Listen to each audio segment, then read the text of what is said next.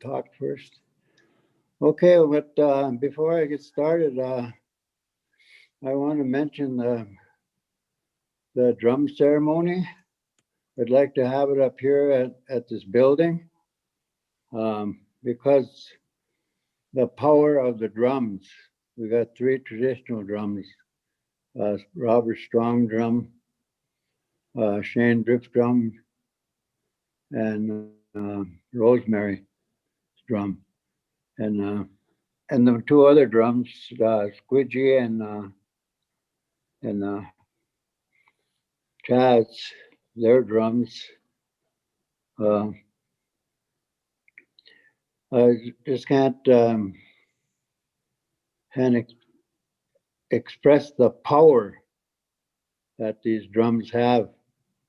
That's why I want to have the drum ceremony here, so I could put a shield around the building, not only the building but the whole village, Palmquist, Sugarbush, Indian Point, even up in Tower, to protect us.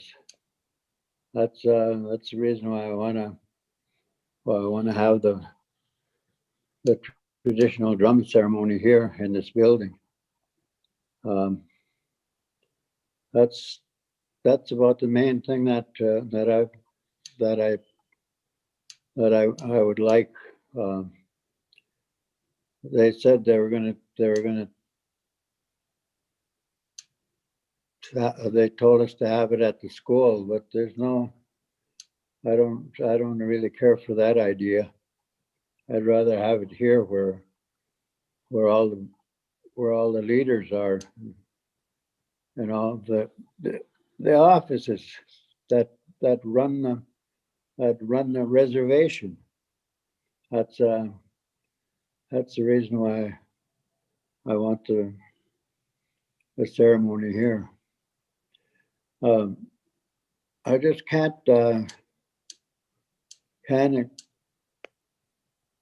express how powerful these beings are, and the feathers and the pipes.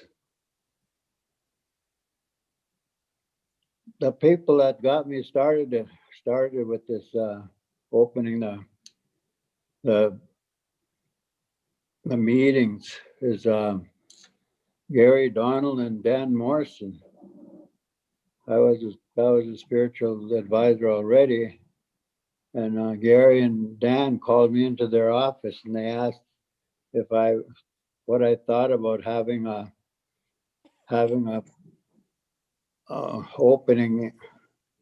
opening pipe ceremony before the meetings, and I told them, yeah, that's what I remember when I was a kid. There's a man that by the name of Frank Fisher. They used to call him Jippo Frank, and he was the tobacco man. And he used to go around the village passing tobacco. He'd be saying, "Giwe kumigo." They're wanting you over to where the meeting is, the tribal council meeting. I remember him coming over to mom and dad's. That was during rising season. And he'd give them tobacco, and they'd drop whatever they were doing. They'd all go up to that meeting. And and Gary and Dan asked if I could do this, and I told them yes, be glad to do it, because that's what they used to do. That's what they used to do long, before. They're the ones that got me started in this. It's opening the meetings with, and I say exactly the same words that there was about 5 or 6 medicine men that used to be smoking a pipe. There's Walter Drift, Chief Boney, Chief Johnson,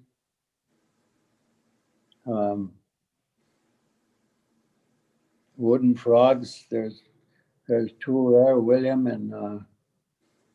Wooden Frog and John. Who else was out there? But anyway, there's quite a few of them people that were smoking a pipe before they started, and one of them would do the invocation, the opening, and they would sing the pipe song. They had the traditional drum. They had Walter Drift drum. That's what the one that Shane is taking care of, and they'd sing the pipe song before they got started. So that's what I remember. But that's why I suggest having our pipe ceremony here. And the power of these beings is tremendous. When I was having problems with my life after I come back from Vietnam, I was in a battle of post-traumatic stress with alcohol, but they both teamed up on me and they drove me crazy. And finally, I went to Bud Friday. Bud Friday, he had his drum, and I said,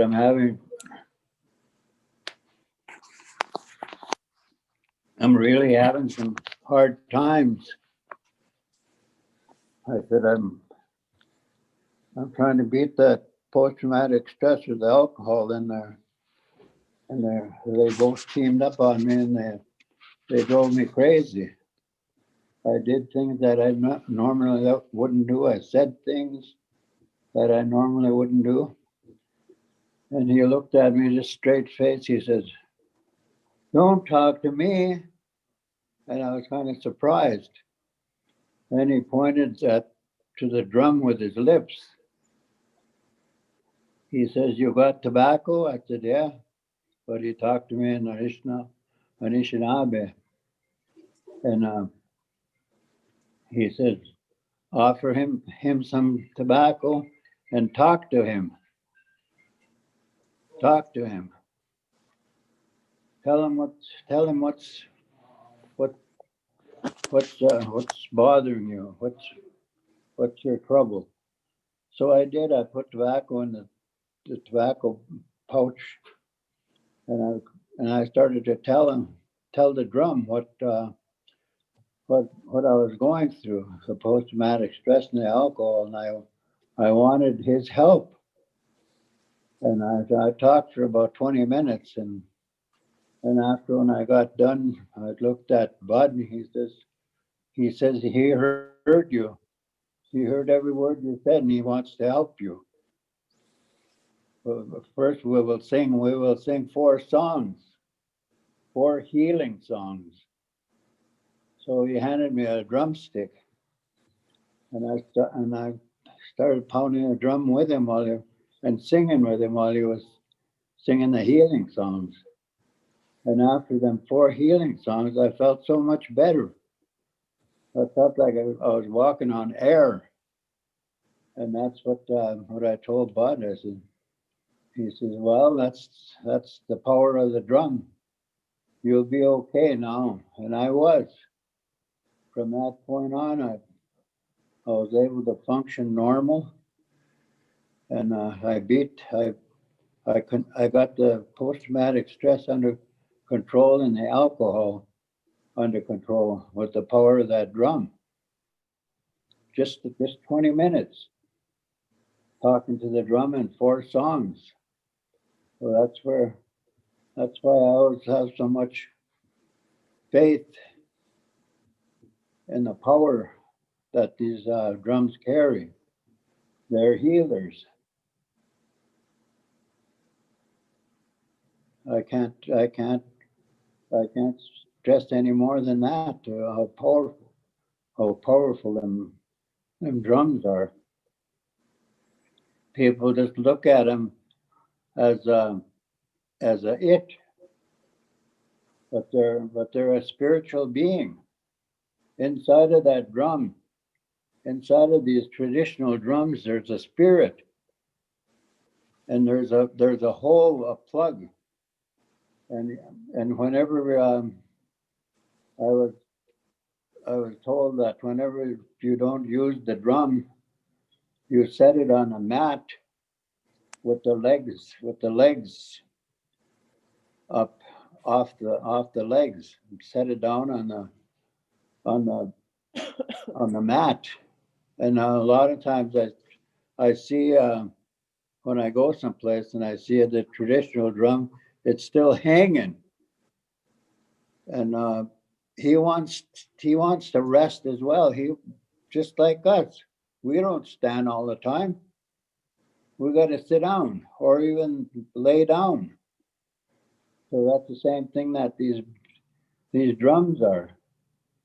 That's what these old men, Bud Friday, Jim Windigo, Jim Bushkagan, Alex Skeed, John Bozier, Henry Gizek, whole lot of them old traditional men that I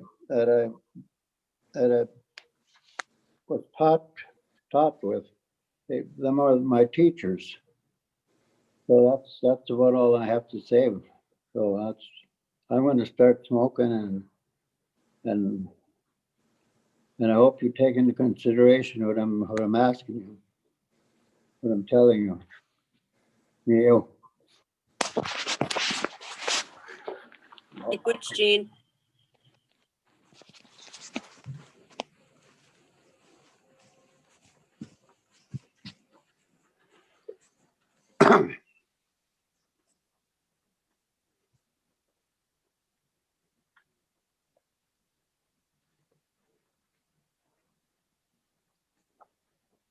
He is now doing the invocation for the meeting, so we wait until he finishes the invocation, and then he tells us when we're ready to start and begin.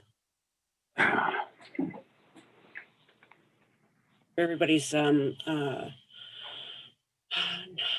just to let everybody know, we will be considering that. We run it by our Tribal Emergency Response Committee, but we will take into consideration Gene's words there and get information out regarding that drum ceremony that he wants to have in February. So we'll get working on that on Monday.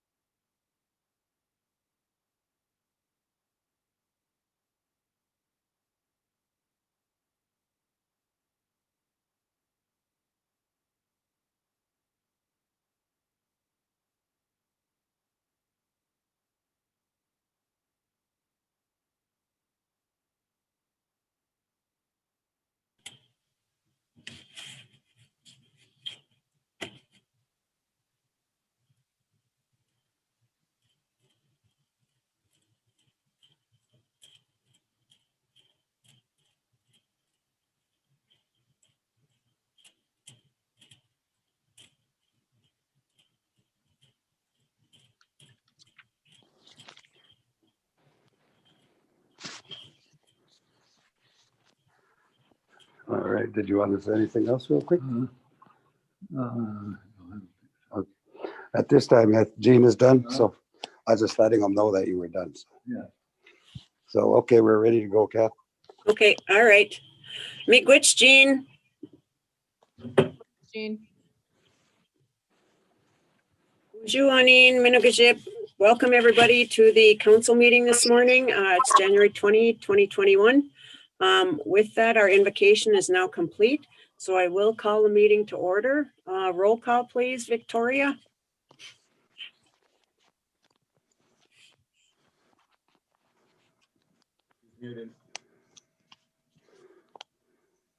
Kathy Chavers, Here. David Morrison, Here. Travis Morrison, Here. Shane Drift, Here. Peter Boney. Here. Okay, with that, now that everybody's here, is to have the approval of the agenda. Okay, I just got one adjustment on the, Ben Pachito will be presenting for Miranda Lilia. Okay, I sent an email last week, and I was looking to get approval for the CARES Act expenditures, the programs that were finished, to be presented to the band members, so the band members can see, hey, the safe shelter program is done. So we should be able to put that on the government website or let the band members know. yeah, that actually, Shane, is part of the State of the Band address tomorrow. Kim Greiner will be giving the entire CARES Act presentation on the State of the Band tomorrow. And after it's presented by her, it will then go on the website for public viewing. So that is on the State of the Band for tomorrow, and Kim will be giving each item, each line item, or each project. She'll be saying that on her address. The State of the Band tomorrow is going to be videoed. And so basically all the department directors will be giving their presentations along with the tribal council. And also there will be something from Fortune Bay. It's going to be different than last year, of course, but our main goal with regards to financials this year is to letting the band members know about the COVID-19 funding that we've received. It was a total of 6.8 million, but that is on the presentation list for tomorrow, and then it will be released to on the website. That's why it wasn't put on the agenda for today. Okay, if nothing else, I'd like to call for a motion to approve the agenda.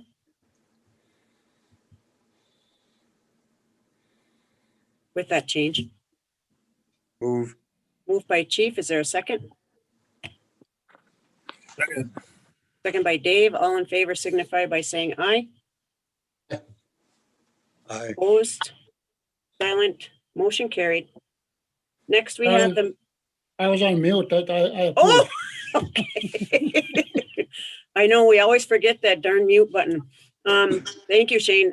With that, we next have the approval of the minutes for January 6, 2021, held in Net Lake.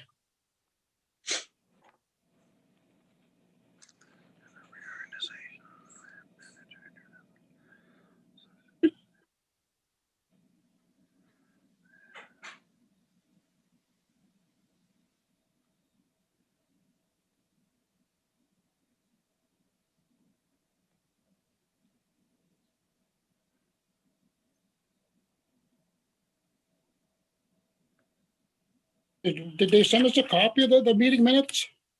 Yes, it's in their email. From Edward Chavers. Okay. Well, Both the agenda and documents and executive are on that email. yeah, it went out yesterday.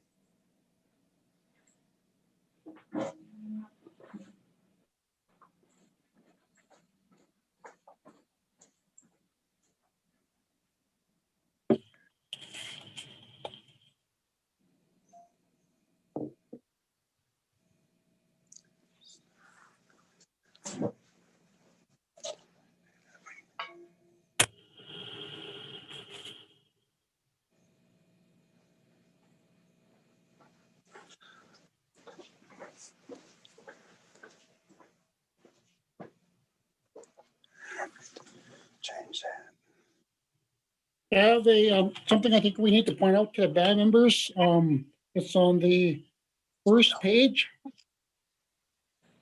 It says, moved by Travis Morrison, second by Peter Bowling to approve the agenda with the reorganization of the grants manager under the Career Development Department and the Terror Officer and Terror Compliance Training Officer under the Career Development Department. And I think that we should let our band members know why we're doing that. And that this is part of the 477 program that we're starting up. Okay, Shane, good idea. What that is Bois Forte received a approval to have a 477 program.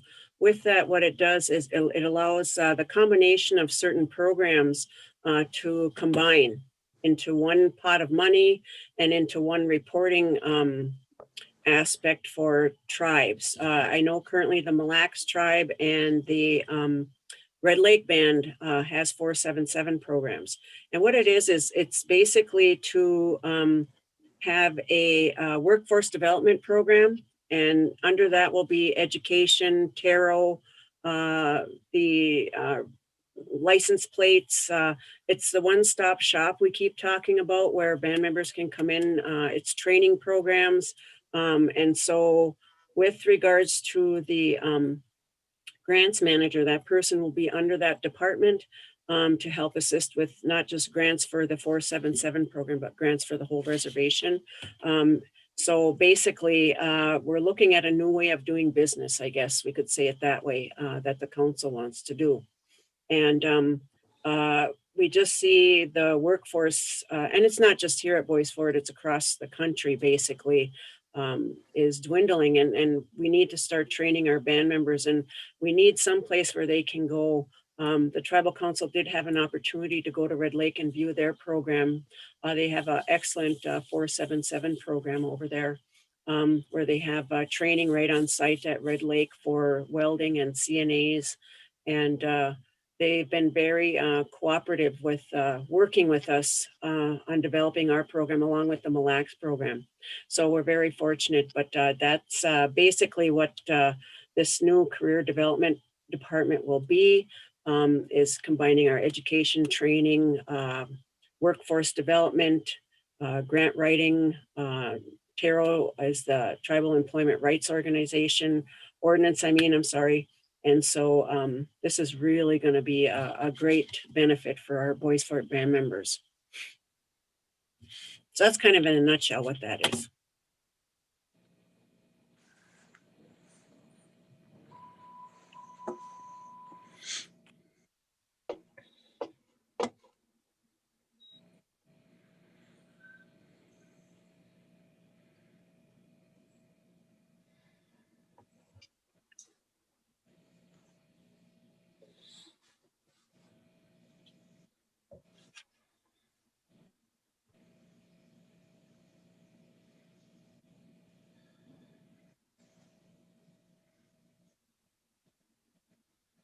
I'll move to approve the minutes.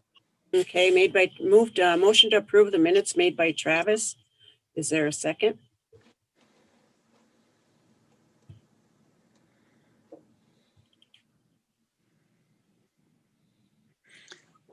Second. Second by Chief. All in favor signify by saying aye. Aye. Opposed? Silent, motion carried. Okay, Robbie, do we have any staff? Not at this minute. We have a couple, but we got to figure out how to get them on here. We're kind of running over the time. Really, it's a little messed up. Right Okay. now. Okay. All right. Next, we have the consent agenda, and that is where we approve the request from Travis Fockey to extend the CARES Act Energy Program Assistance to March 1, 2021. Approve the COVID-19, Bois Forte COVID-19 Energy Assistance Program guidelines and application. With that, do we have a motion to approve the consent agenda? Actually, I have a question. Sure. Regarding the CARES Act Energy Program Assistance, extending that, my question is, if a band member already applied for it, will they be able to apply for it again? No. No? That's in the guidelines.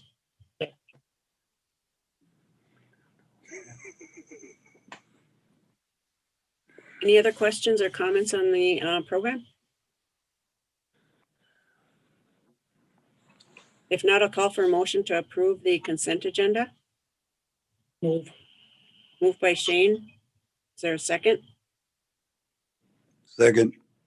Second by Chief. All in favor signify by saying aye. Aye. Aye. Opposed? Silent? Motion carried. Okay. Go ahead, Kat. I'd like to welcome Suzanne Nash. I've known Suzanne for a number of years working with the tobacco program, and now she is here today to do a presentation on the dangers of vaping and COVID-19. Welcome, Suzanne. Good. And she's a voice for a band member. Good. Thank you for allowing me to take some time to talk with all of you today. Before I start, I just want to say that so in these presentations, you always have this space where you're going to use this presentation, and you're going to kind of move forward with what literature you have or what research you have. And I just want to start off by saying I'm honored today to be able to be here in front of you, but I'm really honored to be able to hear Jean talk about the importance of the drum ceremony. I just want to say that listening to his stories are what move us. Stories of our past from our ancestors are what help us continue to pave the way for the generation we want to see in front of us, or how we want to do our work. And this is something that I always talk to the kids about. I'm grateful to hear that story today. I can't express that anymore. Please send him my, my deepest thoughts and prayers for him. And I do believe that there is power in the drums and the songs that we have. I think that we have them for a reason. And it was a gift that was given to us. And I think for so long, since we became assimilated and could not practice that without being hauled off to jail, I think we need to seriously think about honoring that and his wishes and what he's asking for, because that's how we survived for so long. And the gift of that tobacco that he was talking about. And so before I started today, I started off with a tobacco ceremony here at home and calling on them ancestors to be here with us today to help me send a message that I want to send to you guys, that an ask that I have, or how sacred this tobacco is, and it's our first medicine as Ojibwe people. So I'm going to try and share this PowerPoint. I'm not sure if it'll work, but again, I just want to say miigwech for that and being able to be in this space today. It really reminded me again how important the drums are. And then him just giving that teaching about that drum not hanging on the wall just reminded me that my son's first drum is hanging on the wall in his room, which he's now is grown and gone. But it just reminded me that I need to lay an altar down and lay that drum down. So I'm grateful for that teaching I got today. So Buju Niansen Disikas Magazine Dodam. My name is Suzanne Nash. My maiden name is Day.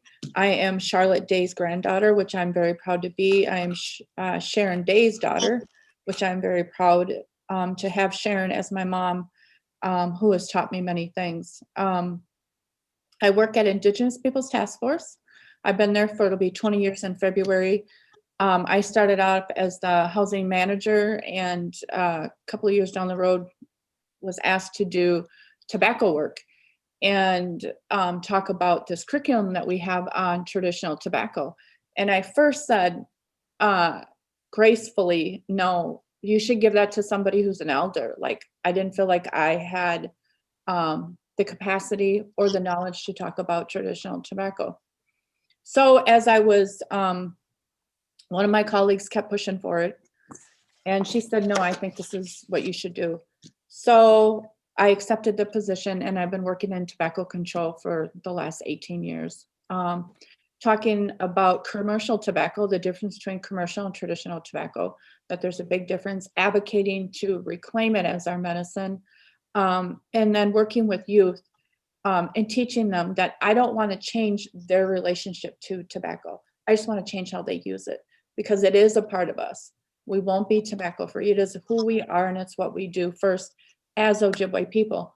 But I also tell them that there are many stories, many different tribes who hold different medicines that they use for prayer and for ceremony. And I said, I can only tell you what I know as an Ojibwe woman and teach you what I was taught.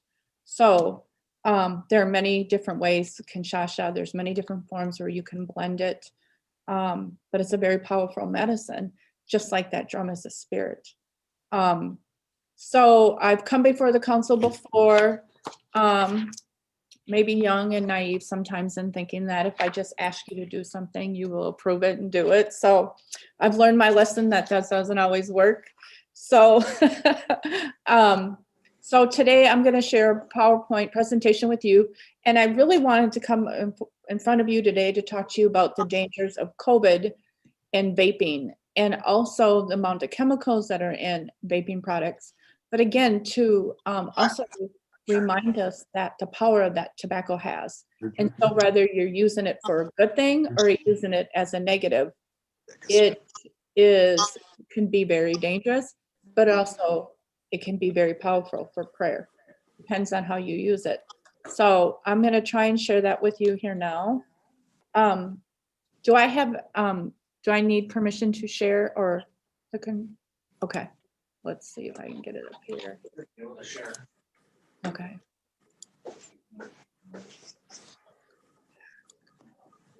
Okay, so, all right, I'll just kind of quickly walk through because I know you guys are busy and you have a lot of stuff to do. So this just says Bishiko Sema, tobacco first, and return to, excuse me, I have a cold. Return to First Medicines is the name of a curriculum that we have, but we also have another curriculum called Way Benegay, which means to release. And this just talks about the first gift that was given to Native people was tobacco, which I know all of you know. So when you make an offering, or you want somebody to do something for you, or somebody's sick, you may make tobacco ties. You may offer tobacco in the water. Normal circumstances, I would have been in front of you today at Boys Fort, and I would have given you all a tobacco tie. But in the world that we're in now, so forgive me for not being able to do that in that way. But I do honor you and did include all of you in my prayers today. So miigwech. Oh wait, did I skip one? So commercial tobacco, what is commercial tobacco? So as you all know, commercial tobacco was stripped from us and taken and colonized and created for profit and gain, with lots of chemicals and different flavors. And there's over 4,000 chemicals in commercial tobacco. Today, there are many more forms and products that are made: e-cigarettes, vaping, pods, mods, e-cigarettes, tank devices, and Juul. These are all another way for big tobacco to keep our youth and our relatives addicted. By offering different devices that are both sneaky. This was another way to get away with the no smoking indoor laws, so that now people can vape and smoke in rooms. Also, they also targeted to get you, to trick you, kind of like the trickster, into thinking that you are using less tobacco and it's helping you quit, when actually it's just the opposite. There is more commercial tobacco in these products than a regular cigarette. COVID and vaping. There's a new study that's found that vaping has linked to elevated risk among teenagers and young adults, providing more evidence that's harmful and the effects of electronic cigarettes. So there's more young people vaping today, and it's more 7 times more likely to become infected with the coronavirus compared to those who do not smoke or use vaping products.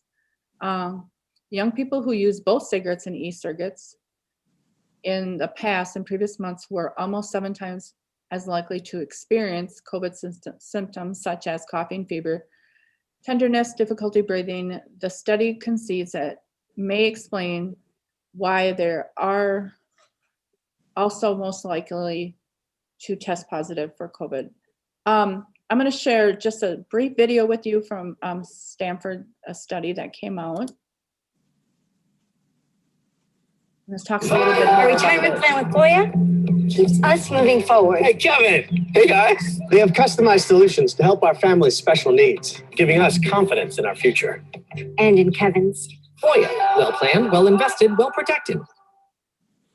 Tonight, an alarming new peer-reviewed study suggests millions of young Americans are in danger of getting COVID-19 because they use e-cigarettes. Much higher than we even expected. What's the headline here? If you have ever used an electronic cigarette, you are 5 times more likely to be diagnosed with COVID-19. For those who vaped and smoked cigarettes in the past 30 days, that number jumps to 7 times.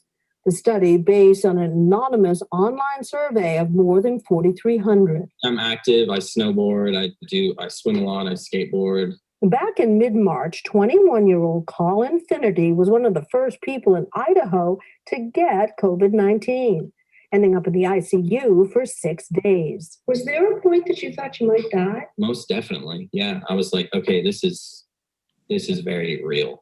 Colin admits he was seriously addicted to vaping. I was vaping the second I would wake up till the second I would go to bed. Last year, over 5 million kids reported using e-cigarettes. Were you aware of what was going on? No, of course not. It never occurred to Gustav Burrell that his daughter, Sophia, had a secret habit. I was like, I want to be cool. I want to have friends. We shared the new study with them. Young people who have vaped are 5 times more likely to get COVID-19. I would never have guessed that to be the case. Yeah, that's shocking. Today's study did not answer why young vapers are so much more likely to get COVID, though vaping can cause damage to the lungs and immune system. But researchers have a theory. We know that adolescents and young adults share their vaping products with each other. We also know the hand-to-mouth action could increase your risk just by touching and bringing COVID into your mouth. Today's study prompting a move in Congress to force the FDA to ban e-cigarettes until the pandemic is over. As for a message to their peers, I would have wanted to hear some of this stuff when I was a 14-year-old. Take the whole thing seriously because it's no joke. Cynthia McFadden, NBC News. Hey, NBC News fans, thanks for checking out our YouTube channel. Subscribe by clicking on that button down here and click on any of the videos over here. Okay, so that was pretty powerful message there. And with the kids that I've talked to I work with Indian education in the public schools, and talk to them about traditional tobacco and commercial tobacco. And what has come up a lot in this last year, pre-COVID and now, is that a lot more kids are vaping. They're vaping in the bathrooms. A lot of times their parents don't know. And with this new craze, they're also using other chemicals in these pods. In the e-cigarettes, they're using them to smoke THC, marijuana, and other narcotics. And without anybody knowing, they could be sitting next to you in the room and you would not know that they're smoking marijuana. And I'm not here to debate that. I'm just here to let you know, like, these devices make it very sneaky and very easy for people to be sitting next to you smoking the e-cigarettes. So we know that Minnesotans' progress has slowed and youth tobacco use is rising. Costs over $7 billion annually in healthcare costs. Cigarettes kill 6,300 Minnesotans a year. Nicotine use among youth is an epidemic with 20% 26% of Minnesota 11th graders are now using e-cigarettes. And 11% of Minnesota 8th graders are now vaping. So the problem, youth and vaping continues to rise.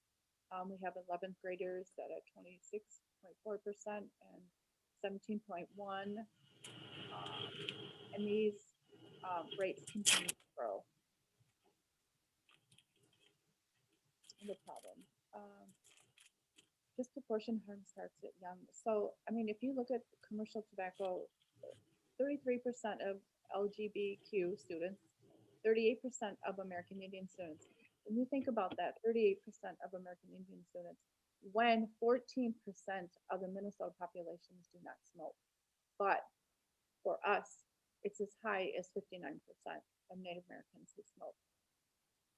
42% of students facing severe economic hardship, and 29% of Greater Minnesota students.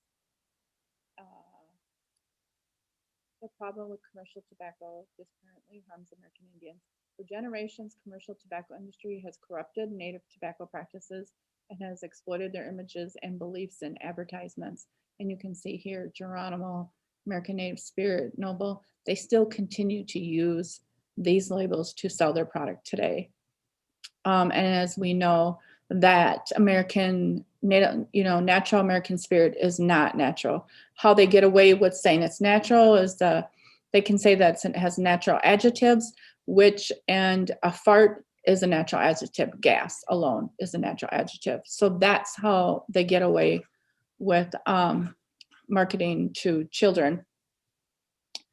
The other way is through flavored tobacco products. And as you can see here, there's 15,500 tobacco flavors and counting, continuing. Grape, I mean, you can see there's cotton candy, there's the jewels. The market is overflowing right now with these different tobacco products. Tobacco stores are popping up all over. And the reason they are is because most recently, in a lot of the neighboring cities here in Minnesota have restricted and ban the sale of flavored tobacco products because it's in such demand, and the kids are vaping at high rates, and it's another way to keep them addicted.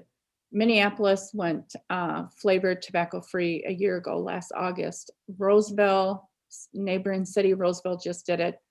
So a lot of them are jumping on and banning flavored tobacco products because vaping is so huge, and because the FDA does not regulate this at all, and there's no way to know what exactly is in these products. Plus, when you start adding flavors, just like to our food, when you add coloring, red, blue, green, then it starts to change and alter that food.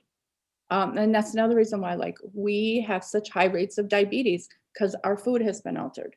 We've been, we eat food that's not good for us, and that goes in with the flavoring and the dyes. Same thing here. It's another way to get you hooked. And a lot of these contain sugar as well. The problem, adolescents are especially vulnerable to the health impacts of tobacco use. Nicotine harms adolescents' brain development. And so until age 25, the same thing goes with alcohol and drugs, right? So we know that if you start using before the age of 25, you have a much higher rate of becoming addicted to the substance that you're using. Tobacco takes one cigarette. It takes one time. Each jewel pod contains more nicotine than a pack of cigarettes. And then I'm going to show you on my next slide here. Here it is. Here's the proof. So Juul has 41 cigarettes. Whoops. Juul contains 41 cigarettes in one puff. The puff bar has 50 cigarettes. And this new Sirion pod, which looks like a pencil sharpener, you will see all these things you can see in the kids' backpacks. And parents and other people are not going to know what they're used for. And they're used for vaping. 90 cigarettes in one puff of nicotine goes in the child's mouth. How that affects their lungs and their respiratory, different from cigarettes, is that it almost acts like pneumonia. When it gets into the chest, it starts off with a cloud, right? But it begins to build and build, and pretty soon they cannot breathe. There's lots of studies and lots of videos you could look up on YouTube, and you'll see a lot of kids' testimonies who became addicted, didn't even realize they were addicted. And when they couldn't go without puffing for more than 5 minutes, they would start to actually, start to go through withdrawals like you do from alcohol and drugs, because they needed that puff. So solution, reclaiming sacred tobacco. And how, we've been doing that for quite some time is there's a Native American quit line that's been developed, and, teaching our kids about, tobacco is sacred, and then also about writing policies. And I say writing policies in the way that we want to live, because people get hung up on policy. People think policy is something bad, or something that we're pushing on individuals when people have rights. Same thing like at the Capitol with all the political stuff. Everybody thinks they have a right. Everybody thinks they're entitled. That's not what I'm saying about policy here. What I'm saying about policy is we want to write it the way we want to live. So how we want to live and reclaim that traditional tobacco is how we write policy.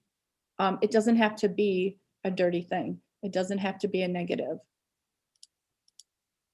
The next step is really when I teach the kids about talking about policy is I show them it's not scary. It's not an ugly thing. I take them to the Capitol to meet with representatives. And how lucky and fortunate are we today that we have Native people in the House, Native representatives that they can go and see. We haven't always been invited to the Capitol to participate in smoke-free event days at the Capitol. It wasn't until a few years ago that I asked, why aren't we there? Why aren't our kids there? Why is it always a busload of white kids? So I pushed on that, and then eventually we got invited, but they always wanted us to wear their t-shirts. Generations for Smoke-Free Lungs. That's that first year we went. The second year I said, we're wearing our own t-shirts. We're representing tobacco is a part of who we are, and we will stay. It'll always be a part of us. So we wore our own t-shirts, and we talked to the representatives that we wanted to talk to. Because a lot of times they want you to go talk to certain representatives. We did what we wanted to do, and I taught the kids to use your voice, to be present, and never be afraid to ask. Oops. Yeah, sorry. So another way is that we were asked to do our tobacco play at the National Tobacco Conference, and during that time, they offered us to do a poster board presentation. And I sent them a letter saying we can't do a play as a poster board presentation. Obviously, they didn't read our proposal. And so I went back and sent another letter and sat down with the kids, and I said, well, we got invited, but they wanted us to do a poster board. So we're going to still go and do the play because we had worked on this for a long time. And the play is on commercial tobacco, colonization of it, the history of it, the real history is what we wanted people to hear, how it got here, how it was colonized, how it was taken away. So we went anyhow. We went and we did a sunrise ceremony at the front door of the convention center in Minneapolis. We got together with some of our grandmothers, some of the stakeholders in our communities, Clyde Belcourt, some grandmothers, and we held a tobacco ceremony for the first time, downtown Minneapolis on public property that we would not be able to do years ago. And we sang the song, we brought drums, we offered our tobacco, and we prayed. That's what we can do today, is to honor that tobacco like we honor the drum. The next I always tell the kids or teach them or talk about is pick a campaign, pick something that we can do. Choose something that you want to make a difference in. And they chose to pick up cigarette butts.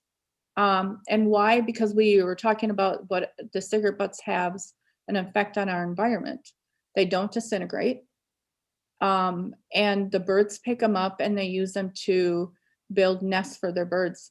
And then they die from that because it's toxic. And it gets webbed up in their intestines. So this is a group of young adults who went along. We made a fun day of it. We feasted, we talked about it. They presented to American Indian Family Center and American Indian Center. The kids talked about it. They talked about the environment, why the environment's important, and why our animals are important. And the animals are being affected by, humans throwing their cigarette butts away on the ground and not being mindful, and how we should be honoring and taking care of the earth. The next was to educate the community and create a message. How we've done that is the kids have gone around, traveled around before pandemic and did this play on the colonization of commercial tobacco. Here, we're at the National Tobacco Conference in California. We're invited to do the play. There were over 500 people there. The kids got a standing ovation, not once, but 4 times. A group of white people that were there stood up 4 times and applauded these kids because they never knew the story of commercial tobacco. They didn't know how commercial tobacco got here. They didn't realize that it's our sacred medicine. From there, we got invited. There was a native elder in the audience that invited us to Montana to work with their kids and to teach them how to do a play to create that message, to continue the education. So that following summer, we went to Montana and we worked with 30 youth and taught them how to do theater as a part of their messaging. And then the picture here is from one of my youth groups that I work with the kids. This is a picture that he drew, his first vision of traditional tobacco and what he saw and what he wanted to say. So what are the solutions? So as I'm a policy champion for Clearway, Minnesota, and I'm a part of their coalition called Smoke-Free Generations. One of the things that we're working on right now is to increase the tobacco tax to keep them high. Evidence suggests that higher prices reduces the amount of youth who use tobacco. And also, as you all know, we recently were able to get the tobacco age changed to 21. And that makes a big difference because it reduces the amount of kids who have access to cigarettes in high school. So the longer we can keep them from getting access to it, the better off we are not to get them started. So that was, 21 was a big win. We want to continue to increase the taxes. And so this just talks to you a little bit more about adapting T21. We were able to do that, prohibit the sale of flavored tobacco products. We have been able to do that. Minneapolis has done that. Neighboring cities have. I think there's 12 out of, I can't remember the total count right now, that are flavored free from selling inside the convenience stores. However, they still can sell it in the tobacco shops. Invest in tobacco prevention and cessation programs. That's a must because as you know, with the tobacco settlement, the government got $7 billion. I mean, a lot of money for that, but only 1% of that goes to prevention or cessation.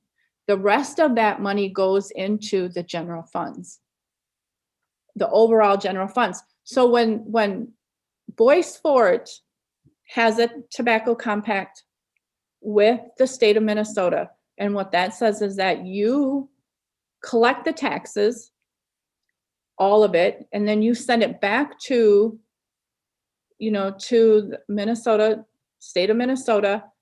They in turn only charge you for the amount of natives that are enrolled at Boys Fort. And the reason this is I know, is because the Minnesota Chippewa tribe did not, as a whole, did not want to decide who was native and who wasn't native on and off the reservation. So, but again, I know from past experience that, again, the money goes back into the general fund. So if you were to continue to increase the taxes on cigarettes sold on and off the reservation, and you took only 1% of that and applied it to prevention and cessation for alcohol and drugs, we would be able to create treatment programs for our people instead of sending them to non-native Western institutes to quit using alcohol or drugs. It's not a lot of money, I promise you. And it would help.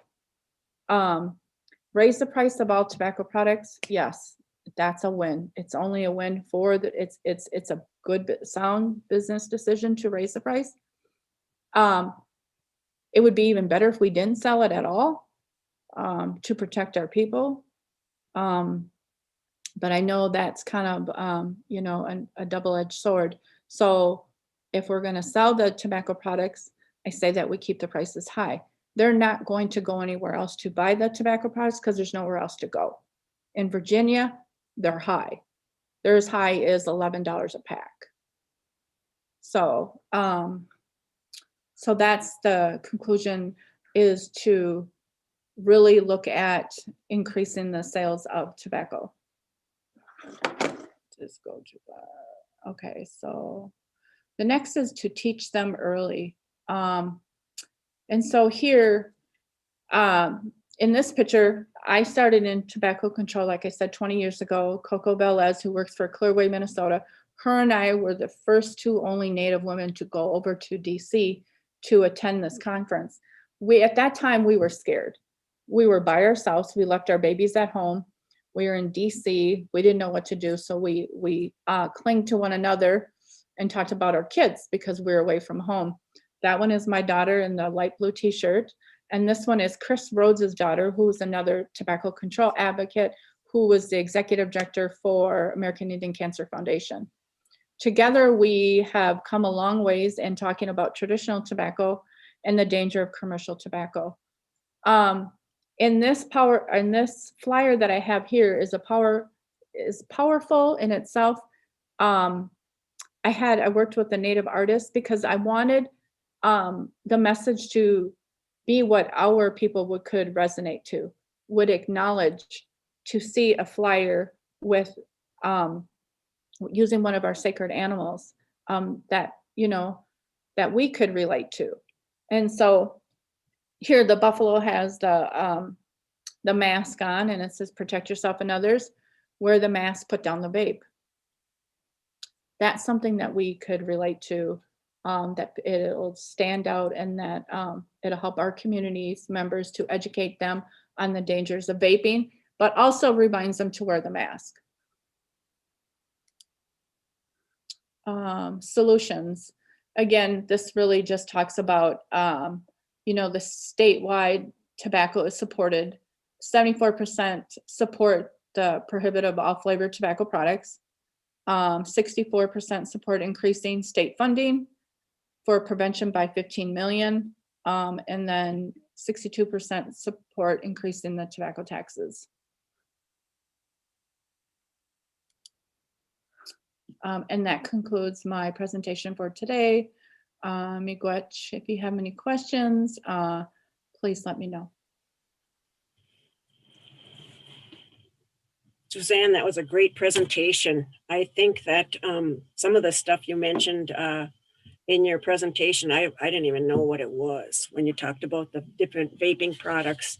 But I think just even having that little brief, short education on vaping, we know that a lot of young people are vaping, and I'm sorry, but they can hide them into like jump drives and little things that we think are just, like normal things, are actually vaping products.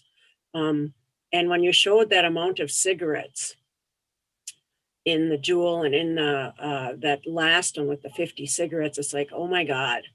I mean, you know, I was a previous smoker, and it's hard to get off nicotine. And it's the same as alcohol and drugs, I think, because nicotine is such a strong drug. But this in our kids, and what an eye opener! What an eye opener! I think, yeah, I really think that there's ways that we can do this. I like the idea of taking a percentage of the dollars and putting them towards the prevention.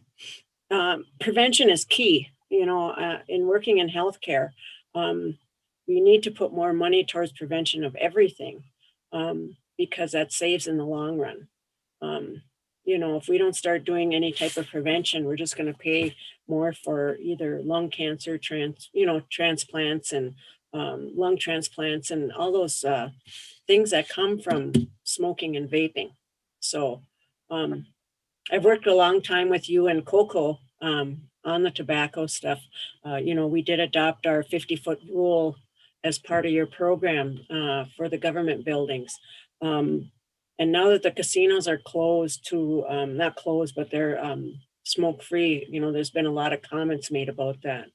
It was a difficult decision, but it also, I believe, helped spread the virus. So, you know, those are things we're going to be looking at in the future. And I know that's one of the things that a lot of prevention activities were gained towards, was hopefully seeing casinos go smoke-free. These are things that need to be discussed. You know, the flavored tobacco products, they're targeting kids, they're targeting youth, our young adults. Policies, I like that, the way we want to live. How do we want our youth to be? What type of prevention can we have with our youth here? And then, you know, raising the prices, adopt tobacco 21. All this is really good information. I really appreciate your presentation today. It was really good. Yeah, and I just want to add that, you know, smoking is like the first gateway to using other, you know, drugs and alcohol. And right now, you know, we seriously have a war on drugs and alcohol in our communities. And I work in South Minneapolis, and we have a needle exchange program. And I can't tell you how many of these kids, young adults, 30 and under, coming in to get the needles, to get that fixed. It is overwhelming, heartbreaking to watch our Native people down and out, just looking for that fix. They're not even the same people. And I can just tell you that their spirit is gone. It is gone.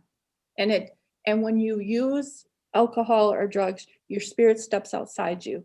That was a teaching that I was told. It steps outside you for that period of time. That's why you feel lonely.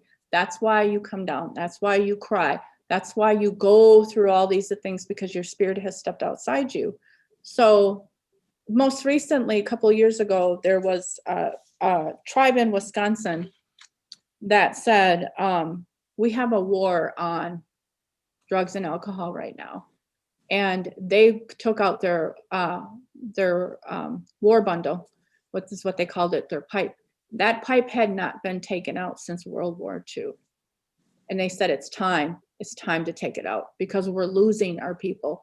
We're losing our relatives to this ugliness. And so the message that they came back with is that the spirits told them, be careful how you pray. When you ask for prayers, don't just ask for strength, because strength can be, you know, banging your head against the wall. Strength can be not the solution. When you pray, ask for our relatives to have peace, and to have peace, and, you know, to find peace within themselves, to be able to give it up, and not to use the word addiction. That was the message that they sent. You give that word too much power. So I've been talking to the kids about chemical abuse and misuse. And when I talk about tobacco, I talk about tobacco as being misused, because I don't want to discipline them for anything that they're doing. I don't want to put a negative on it. I want to return it back to its sacred being. And then it's something that we use for prayer. And if we use it correctly, it can help us. So, yeah, if that can send any message, I do believe in that power of tobacco. I have a kid right now who is 27, who's been in recovery for just about 5 months, off and on for the last about a year and a half now. He's been on again and off again. And one of the things that I've learned over time is that, and research show that Native Americans have a higher rate of binge drinking than any other nationality, because they don't feel good when they do it, because they know that it's not a part of who they are. So that they will, a long time ago, they say that men would leave the campground, where you lived, and go off and drink for 4 days and then come back home, because they knew that they couldn't do that at home. They knew that that was a sacred place. That's where the women were. That's where the babies were. So I guess just kind of reclaiming some of them stories and teaching them without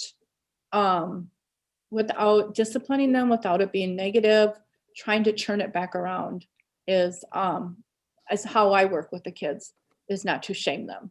So, miigwech, and I'm sure I went way over my time than you all wanted me to. So I'm very grateful to be here and hope that we can, make a difference. Boyce Ford has been one of the champions in a lot of different ways when it comes to commercial tobacco use.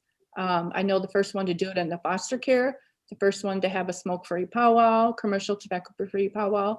So I, will continue to come when I can and share with you what I can, what I know, what I learn at the legislative level. I will chime in and bring you with what I know. And it's my hopes that eventually, we'll be the first ones to be tobacco 21 and flavored tobacco free on our reservation would be awesome. So that's my ask, just an ask. Yes, so thank you. Thanks, Suzanne. And I think it would be nice, once this pandemic is over too, to have you come back. I think that, to be honest with you, being a grandparent, we don't usually pay attention to a lot of the things out there, especially with the new vaping. That's the new fad for kids. And it'd be nice to maybe do a presentation to our communities, and inviting our community members when we have the opportunity after the pandemic to make them aware of what some of these products are. And I mean, like I said, the picture with the 50 cigarettes and the amount of cigarettes, it's just mind blowing. So we'd love to have you come back. Yeah, and we can do these things via Zoom too. We have the capability. Cool. There's a girl who works for us. Her name is Peyton Counts, and she is living up at Boyce Fort now. So I talked to her the other day and asked her if she wants to do some outreach. I'll talk to, there's one of the other kids that work in your tobacco control, Earl. I'll talk to Earl too, and Earl is fantastic. Earl has a lot of knowledge and he does great work around it too. They can do things via Zoom. I can do a Way Been a Gay group with a group of kids on via Zoom from Boyce Fort, and they each get a $120 gift card. If there's somebody who has a group of kids that's interested in doing that, we can do that with them. So that's how I'm doing programming now, is via Zoom. So good. Yeah. Thank you. Well, thank you. Miigwech. Say hi to your mom. I will. Does anybody have any questions? Any questions? Good for sharing. Okay. Thanks, Suzanne. Thank you. Stay safe. Have a good time. Miigwech. Stay. Miigwech. Hey, Rob. Okay, next we have Ben Pachito with the revised Boyce Fort Tribal Code. Morning, Ben. Good morning, everyone.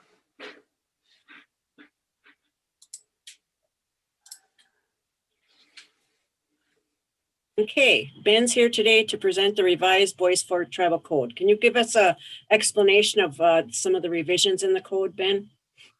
Oh, absolutely, Chairman Chavers. And to those who are watching out there, just to give a brief introduction, my name is Ben Pachito. I serve as the band's tribal prosecutor. I'm also one of the attorneys that work at the Jacobson Law Group that provide legal general counsel to the band. And back in late 2019, the band asked our firm to conduct a review of the codes, the criminal codes of the band, and perform a number of tasks. First, to sort of bring them up to date, and then second, to adopt certain substantive revisions. So that was an overview of the code revision project, but I want to get into some of the details of which we did. We approached this project in two stages. The first stage was to compile the actual code, to reformat certain chapters that were had different numbering, different sectioning, to incorporate certain standalone ordinances that were not officially part of the code, but for all practical purposes were part of the code. So for example, the band's controlled substance ordinance was a standalone ordinance, but provided the criminal sections for drug offenses. So we incorporated that into the criminal code. We also incorporated all previously omitted code revisions. So over the past 20 or 30 years, Tribal Council has amended the code in various ways, by resolution, by adopting new ordinances, by providing targeted revisions to certain provisions. And over time, those revisions can be cumbersome, and sometimes it may not be reflected in the version that everyone has in paper form. So we made sure to check all the past council resolutions and make sure all the revisions were included in this updated code. We also updated the criminal classifications of offenses.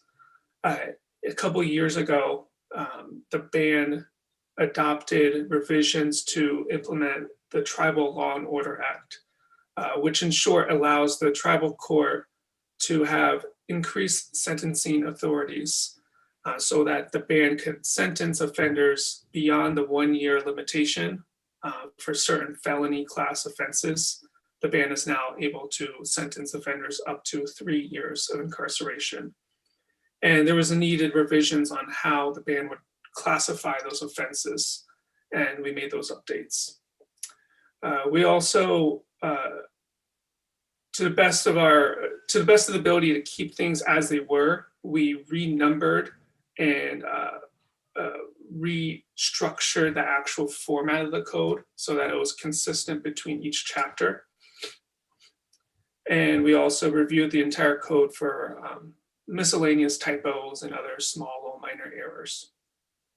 So oftentimes we would have a code that was a number of years old. It was only in paper format. And the simple process of taking an old paper format code, scanning it, turning it into a PDF file, and then into a Word file would create numbers of little typos. So for example, O's would be converted to zeros, or ones would be converted to L's. And we just had to go through and fix all those small errors.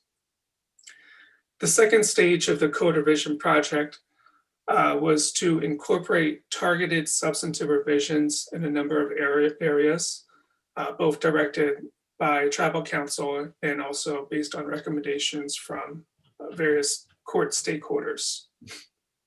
So for example, the new code adds sections pertaining to attorney professional responsibility. There's a revised statute of limitations for certain serious offenses, such as sex crimes and homicide.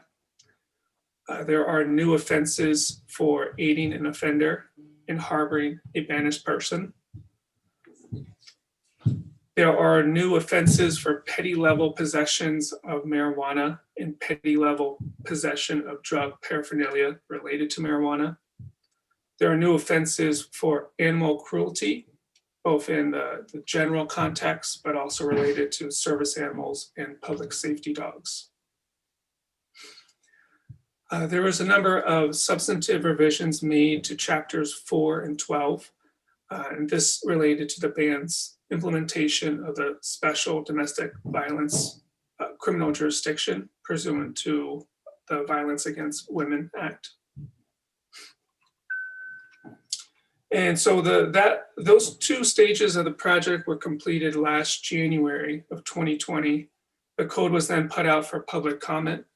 We received comments from Chief Justice Megan Troyer, Rebecca McConkey Green, the prosecuting attorney for ICWA, and the Public Defender's Office from Phyllis Talsey and Heidi Drobnin. All of those recommendations were reviewed by our office, and we made recommendations for incorporation or rejection of those comments. A vast majority of those recommendations were recommended for inclusion and are in the most latest edition of the code before council now. So that's an overview of the project. Does anyone have any questions?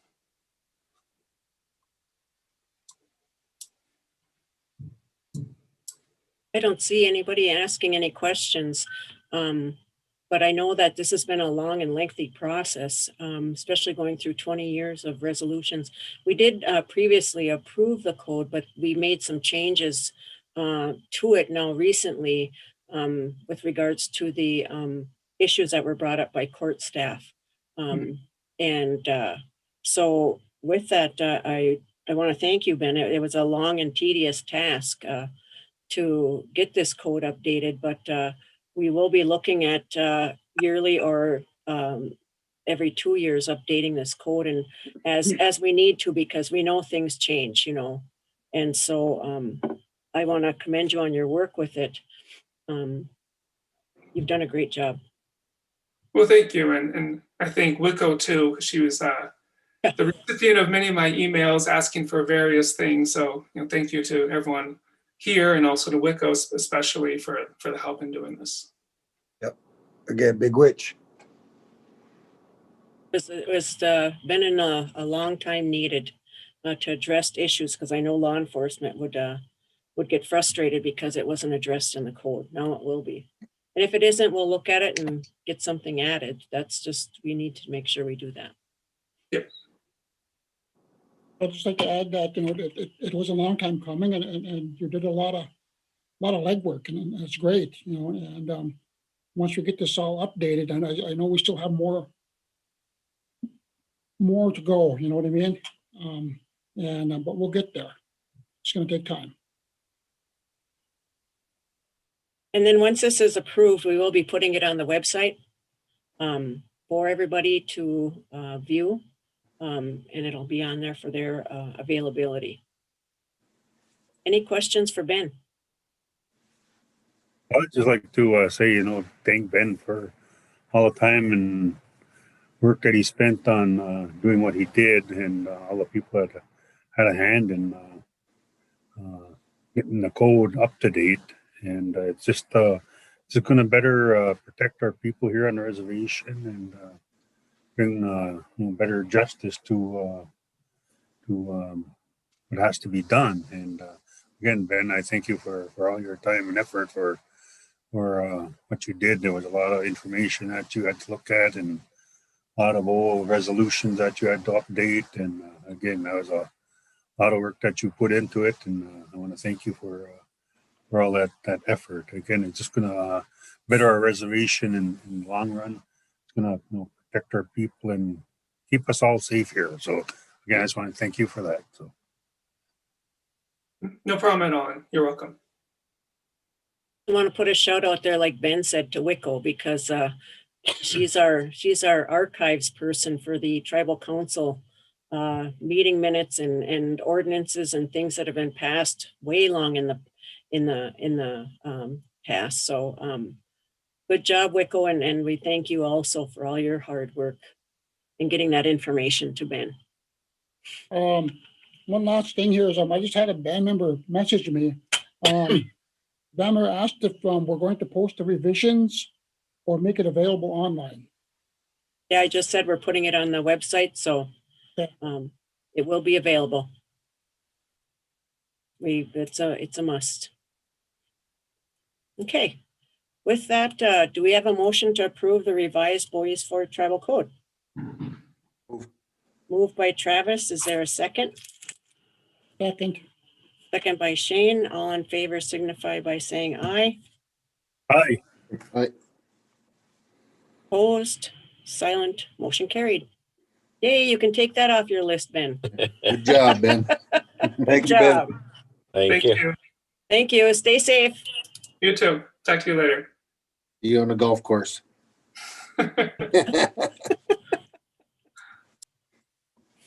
Okay, Rob. Okay, next, well, you got me. Appoint Elena Sherman to be in charge of the donations committee. Right now, we only have 2 members, so we need someone to kind of be in charge of it, and we're gonna have to probably find a couple more people also. We'll be putting out a posting for asking for people on the donations committee. Yep. Okay. Do we have a motion to approve appointing Elena Sherman in charge of the donations committee? Moved by Shane. Is there a second? Second by Dave. All in favor signify by saying aye. Aye.